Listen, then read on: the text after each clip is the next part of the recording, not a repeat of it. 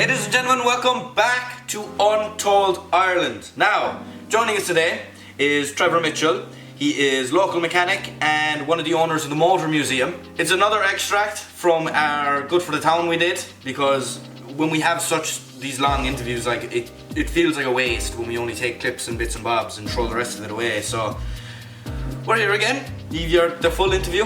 Thanks to everyone who's been supporting, guys. Like, comment and subscribe. I won't keep you any longer, so enjoy this. How are you doing today, Trevor? Would you just like to say your name and when and where you were born? My name is Trevor Mitchell, born in Kilgarvan and lived here all my life so far anyway. And can you tell us about how you got into the vintage? Well, that started with my parents really. My mum and dad got their first vintage car in 1976. So when they started going out in vintage runs, and then they started buying more and more cars, and eventually that led to forming the museum. So basically I've been involved with vintage cars since about 4 years of age, and been in various clubs and things up through the years. And then about 11 years ago we started to form Roughty Valley Vintage Club here in Kilgarvan. Like most ideas in rural Ireland, that was kind of started over a few pints inside one of the pubs, and it sort of gathered momentum, and here we are 11 years later now, still going with our club. And what's your favourite aspect of the vintage clubs? I suppose it's just well, for me, I do like the vintage cars. I do like the vintage tractors. We are preserving a bit of motoring heritage really of Ireland. And but also there's a great social side to vintage clubs as well. Those bring people out. People have suddenly have a common interest, and complete strangers will meet and chat, and they become friends. Through that way. Whereas people you may not meet in any other situations apart from being involved in the vintage club. Go to a show, go to a car run, look at vintage machinery or cars, tractors, motorbikes. And could you tell us a bit about the Motor Museum as well? Yeah. Well, like I said, the parents bought their first vintage car in about 1974. They restored it, and at that stage there was very, very little interest in old cars, especially in this part of in Kerry anyway, at least. And it was very, very easy to actually pick up old cars. Those days they were all in bad condition, left in farmyards and old sheds and everything, and they would bring them home and restore them. And by about the mid 1980s, I had probably about a dozen or so cars restored and up and running, and then people used to start arriving up to the house, wanting to look at the cars, and they were outside no shed, so they just they take a look at them. So eventually it was a bigger building put up and renovated, and cars started going there, and actually started becoming a museum then in about the early 1980s, and we've been collecting and adding to the museum ever since really. And what's your role up there? Just the restoration of the vehicles? Yeah, restoration, looking after them. I'm involved in the running of the museum now as well. Mum and dad spend most of the time, seeing the visitors, but I still look after the emails and the bookings of clubs and groups that come to visit the museum. So, and interacting with all those people. But also it's getting the cars maintained and running and driving. And how many vehicles would you have up in the museum roughly? There's approximately 35 vehicles in the museum. So it goes on from the vintage cars, vintage tractors, a few motorbikes. Plus there's also an awful lot of what we call automobilia, motoring associated stuff, from advertising signs, petrol globes, petrol cans, glass bottles that the oil used to come in, and photographs, books, a lot of stuff like that. And a lot of that stuff is actually donated to us over the years as well. We wouldn't really have a collection without people bring along something that they had in the shed for 30 or 40 years and say, would you like this? And we put it on the wall, and it just all adds to it. The generosity of people that will give you some exhibits is great. It does. It makes the museum as well. It's not just cars. And would you say there's any particular standout pieces for yourself that you kind of love? It's very, very hard to say that really. I just kind of, I am fascinated by everything really. My interest is span a very, very, a very wide range. So it is very hard to just settle on one item really. Everything means something to us. Yeah. And I imagine with the nature of the motor museum that you work hand in hand with the vintage clubs the whole time. Oh, Is we that do, true? yeah. Like I said, we've been involved with vintage clubs for a long, long time. My parents know they were founder members of the Kingdom Veteran Vintage and Classic Car Club. That I think that's going 45 or 46 years now. So they were founder members of that anyway, and then they've been members of numerous other clubs up along the years as well. So we've been involved a long time. So Trevor, with the vintage days and the committee and everything, you go to meetings roughly once a week, and how did you get the ball rolling for the first big day with the meetings and organising all of everything that you do? Well, it was quite a learning curve, all right. One of our first pre-club meeting was it was below in O'Reilly's bar first anyway, and we were discussing about forming a vintage club, and probably only was 7 or 8 of us there around the table anyway, and then so we said, well, we have to form a committee, and which means we need a chairman, a secretary, and all the others. So anyway, there were 8 people around the table, so 7 of them looked in my direction anyway when the word chairman was mentioned. Because apparently I'd been around vintage cars for a long time, so I probably knew a bit more anyway, or so they thought. I was chairman for the first couple of years, but to get the club up and running, we had to get affiliated with a main club, which is the Irish Vintage Society, based above in County Kilkenny. We have to pay membership to them as well, and all clubs are affiliated then, and that covers your insurance as well for events.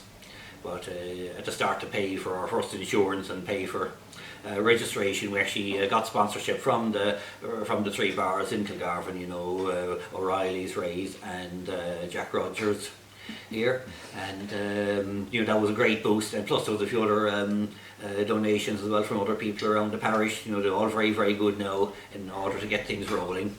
So as far as I remember, our first event, I think, was in October of 2014, and and then after that, then we started planning out for the following year, planning sort of tractor runs and car runs, and then our vintage day. Then we went ahead planning that. Then at that time there was traditional music festival in Kilgarvan as well, so we tied in with that for quite a few years. It was easier share costs for advertising and everything, and each one sort of benefited the other as well.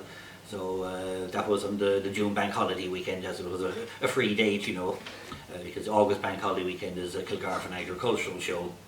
So June worked for us, and tied in nicely with the traditional music.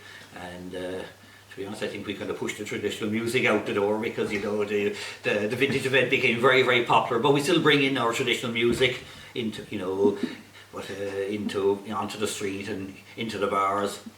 And we've had set dancing, we've had sheep shearing and thrashing and a steam engine and numerous things, displays over the years.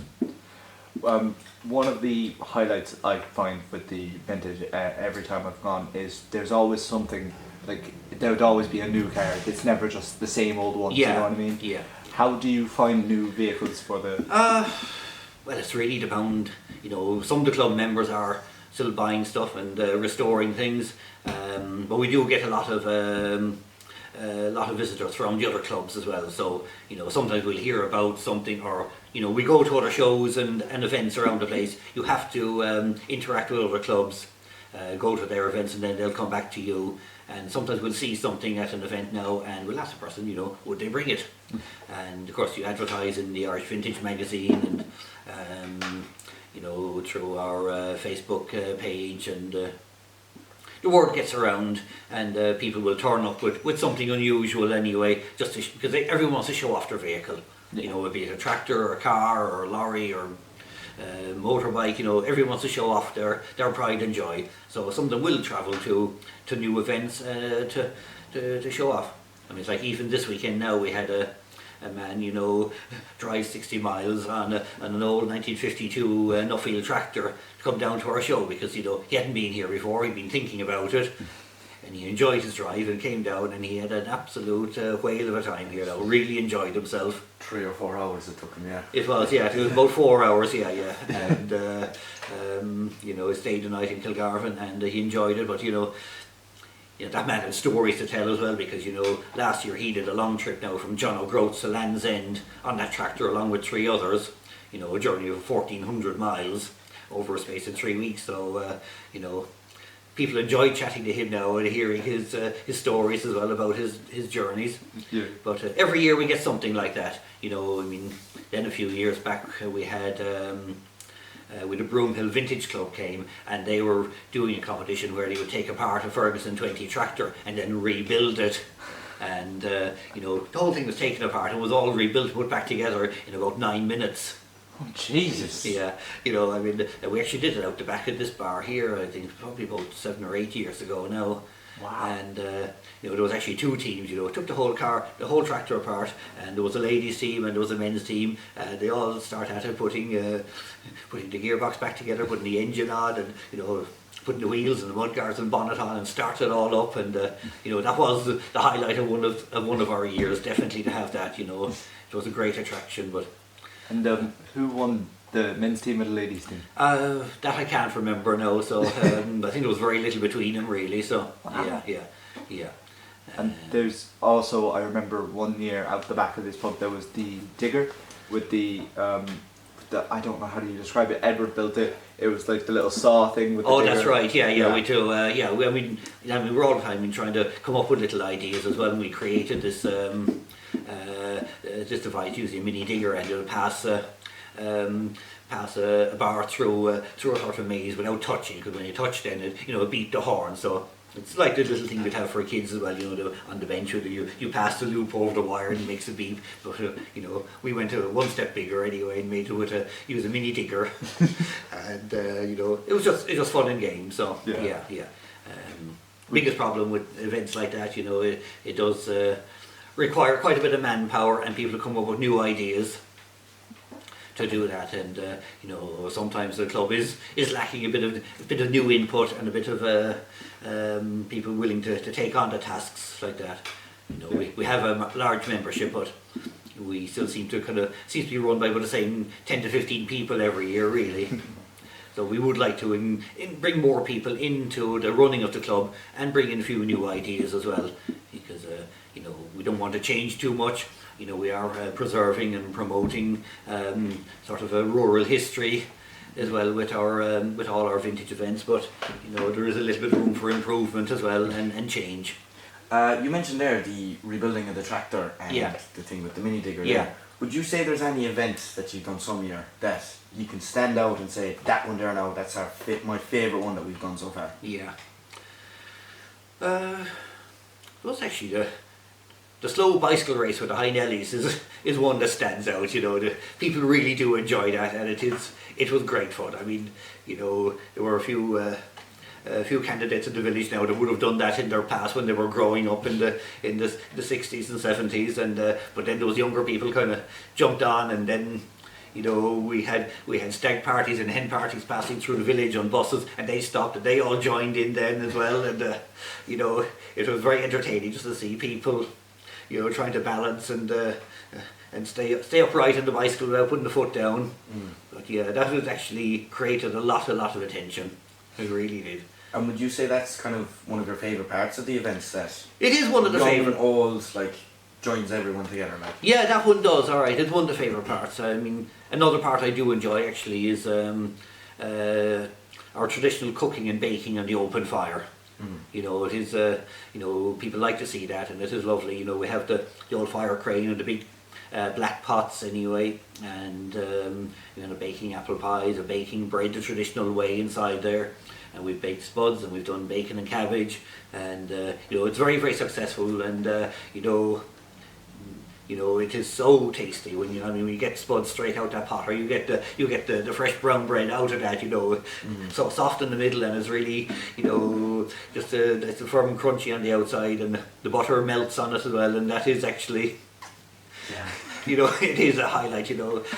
The people there, that do the bake, they just can't bake it quick enough. They really can't. It's flying off the there's shelf. a queue there. Yeah.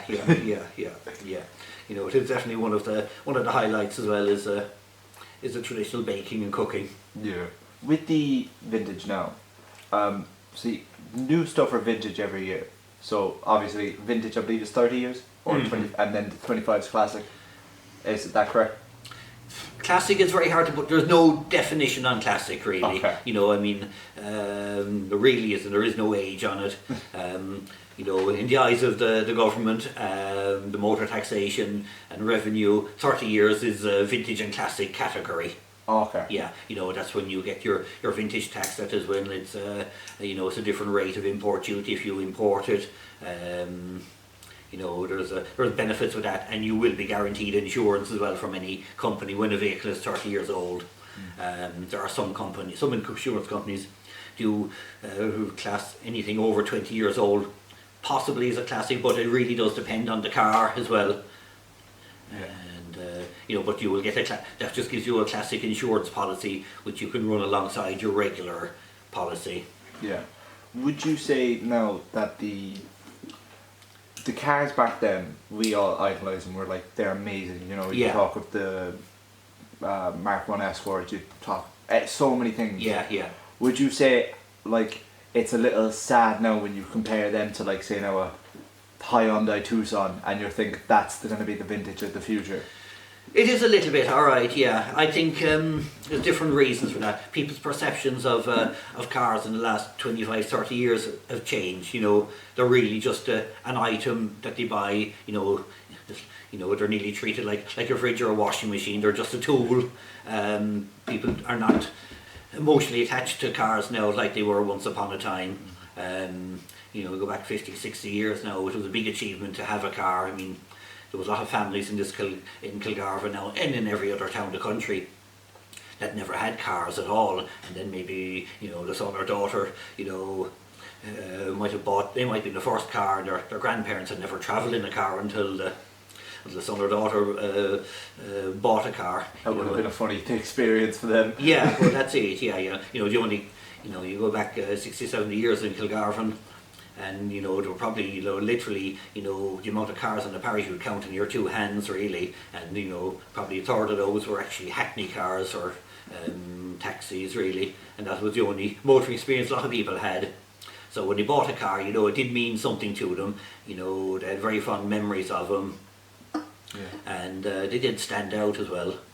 Whereas nowadays, there's a lot of cars, and cars are easily got as well. So, would you have a reason for the pinpoint? Like, would you be able to pinpoint why that is? There's no emotional attachment to, say, this lovely bit of machinery which you kind of rely on in a way with a car, like. Yeah. Don't know really. I suppose cars are so accessible now. It's easy buy a car, easy change a car. People change cars very, very often now as well.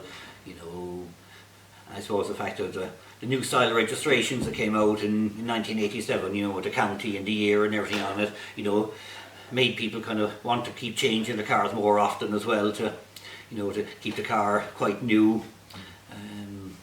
Also, they just really have been kind of quite soulless as well. They're all the same. They all drive the same. They all do exactly the same thing. Even you stand and look at them. You look at one, across the other end of the yard now in the silhouette. They all look the same as well, because they're all designed by computer to be aerodynamically efficient, and apart from a slightly different shaped door mirror or tail light or headlight, it's hard to tell one car from another really. There are a few that still stand out. I mean, like always, there's always a few special cars. Even in modern times, there's a few that will stand out and will be classics in the future, definitely. For me, something I've noticed now is I'm a big fan of movies, so I watch a lot of them. I'd study them a bit, and I've noticed when you watch older movies, they would say now, I'll use this Terminator, Terminator 2, great movie. Everyone remembers Arnold Schwarzenegger riding that Harley Davidson. Everyone remembers it, and Harleys, I believe, motorcycles in general, they went up in sales after that movie came out. Yeah. I feel like there's not enough recognisable characters, because even now in the new movies, they're still driving the vintage cars. Yeah. And I feel like there's not enough, like you don't see James Bond driving a Toyota. No. He's still in the Aston Martin. That's it. Yeah. Would you say it has a link to that? In a It way? does, definitely, yeah. I mean, certainly cars gained popularity because of the movies that they were in. You know, I mean, the original Minis now became very, very collectible and famous after the Italian Job film that was made in 1968. You know, where they drove through the roof of the Fiat factory with the 3 Minis. They went through the sewers and they drove them everywhere, and then they threw them off the cliff afterwards. But you know, Minis are always associated with the Italian Job. You know, then there was various detectives on television that drove classic cars, like, you know, there was an Inspector Morse then, and he drove a Mark II Jaguar in the 1980s and 1990s, and you know, the car sales of those classic cars boosted then for years afterwards. You know, gone in 60 seconds was the Ford Mustang GT 500. My personal favourite. That's it, yeah. You know, I mean, like, you know, there were 1 or 2 made for the film in that grey colour. There's been about 500 imitations of it since anyway, so and maybe more, so. Yep. You know, it does have an effect, you know, certainly the movie does definitely, you know, affect the popularity of classic cars. Yeah. I mean, like James Bond's Aston Martin DB5 now, that was in the original Bond movies, you know, they are worth so much now, and you know, you literally knock 200,000 off the value one if you spray it another colour apart from silver. You know, it has to be silver, it has to be DB5. Yeah. And you know, any other colour now that's just not going to get the attention, not going to get the same money or anything. Would you have much interest in rallies? Like, would that be your kind of? Would you like them? Oh, the stage rallies? Yeah. Yeah, I have an interest in stage rallies. Not as much as vintage events, but I do have an interest with them. Yeah. Would you say that kind of communities go together, like they link up? They certainly do. Yeah, definitely they do. Yeah. Like, you know, car communities. You know, there's always a common bond anyway. Even if it's down to the, you know, a 70-year-old boy racer in a little Toyota Starlet or something like that. You know, they will still, you know, they still have the appreciation for cars. There's still a connection there between everybody. You know, I mean, in the stage rallying now with you know, in the Ford Focuses and the Fiestas and the Subarus and the Citroens in this rally now, those guys still have an appreciation for cars, just an appreciation for older cars. You know, when a lot of them, when they retire from rallying, they go on to classic cars then. You know, I mean, it's even evident in our own club. You know, we've had quite a few rally drivers in our own club now that have now moved on to classic cars, and you know, it's just a connection. You know, if petrol's in your veins, you know, it's going to, you know, you're all going to get along together, really. Yeah. Someone once said to me, with kind of petrol heads, the way no matter the car, no matter what it is, if they see a nice car and you're in a nice car, there's always, no matter where you are in the world, the salute. Yeah. You know? Oh yeah, that's it. Yeah. I mean, like, you know, a true petrol head will appreciate anything that's got a wheel or an engine on it. Yeah. Leaning back into the vintage now, because that is what this is about. I've went a bit off topic. How would you say that it all means for the village, like the kind of community? Yeah. How would you say it helps boost the community and morale? And Yeah. Oh, it certainly brings the village together. You know, we've done our car run, so I mean, there's people there now who've gone and bought classic cars and come out, you know, and joined in the runs, you know. There's also, we have a few great club members now that are at every event helping out, you know, and they don't have a car or a tractor, but they're just there to be part of the community, and we couldn't do without them.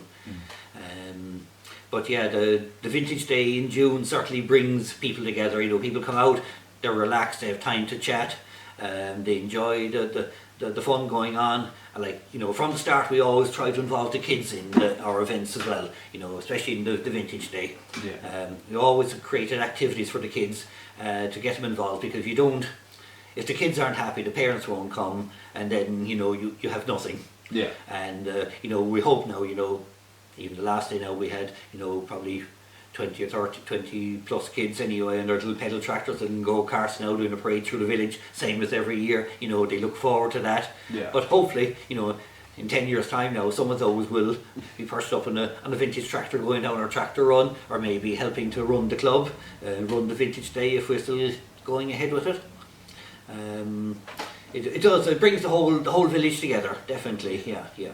And say now with the meetings you do them once a week, I believe? No, only once a week, just coming up to the June fair. Generally it's about once a month. Okay.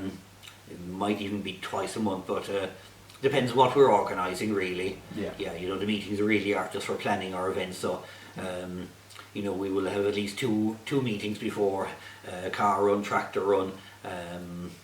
The vintage event now did require a meeting every week for 5 or 6 weeks now, just to get the details really nailed down.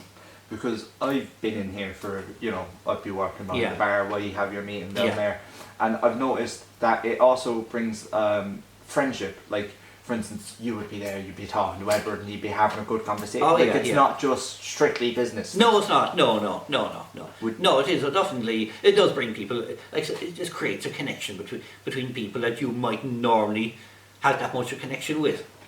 Yeah, I mean, like in our club now, we've electricians, we've farmers, we've plumbers, mechanics, and you know, retired people and everything like that. And you know, a person who's retired now and you know, may not normally come to the pub that often, you know, he'll come for his meeting and then he'll get chatting to someone else here, and it has created bonds and connections between people. So I think personally for me that's the highlight of the vintage. Yeah. It's kind of seeing the everything all put together and then watching you not just work towards it in the meetings, but also the bonds that are made in between each members. Yeah. So like, I'd speak, because I'd be sat up there, I'd be talking to these away, and then I'd just all of you sat down there, and it's just you're all talking and you're having fun, which I think is the main point. Yeah, most of the time anyway. Yeah. Yeah. I mean, there's always a few moments where there's a difference of opinions, but they normally get worked out in the end anyway. You know, there hasn't been any major falling outs anyway. So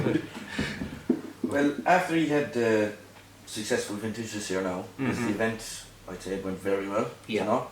Is there any ideas that you'd like to implement into it going into the future?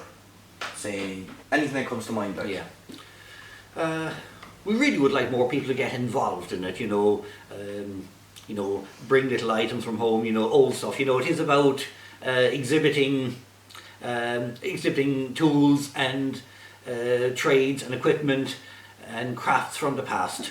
So, like this year now, we had our blacksmith, and the man with him now was doing copper work, you know, making lovely copper buckets out of old copper cylinders, crafts like that we like to see. But we also had, you know, people there now with displays of old tools and equipment as well, you know, from saw blades and vintage chainsaws to you know, horse collars and horse carts. You know, it's all stuff from the past that needs to be saved, preserved, but also explained to the younger generation what it was actually used for.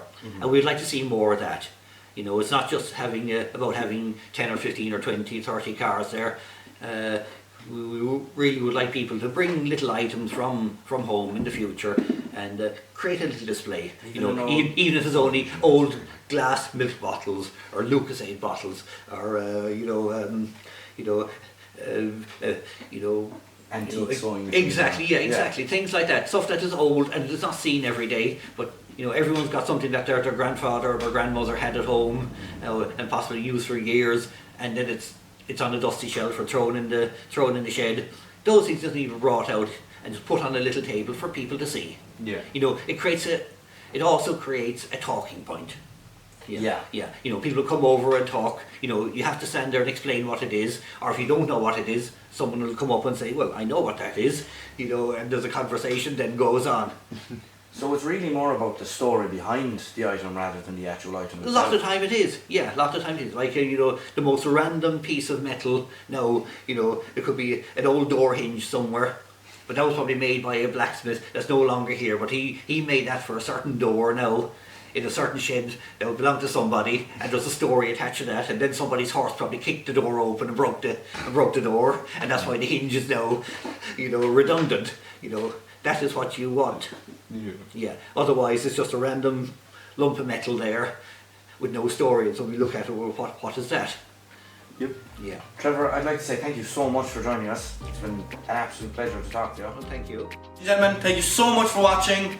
Huge thank you to Trevor for joining us today. I'd say we'll meet him up there someday at the Motor Museum and we'll do go for the town up there. Like always, all our social medias are down below in the description. YouTube, TikTok, Instagram, Facebook, Twitter, Pigeon Carrier, Pigeon Messenger. Make sure you like, comment and subscribe. We also have Patreon and YouTube memberships. They're not necessary, but if you would like to like, comment and subscribe, that's free and it helps us out a whole bunch. See you next week again. Same time as always, you know, 12 o'clock on a Saturday. And thank you all very much for watching, guys.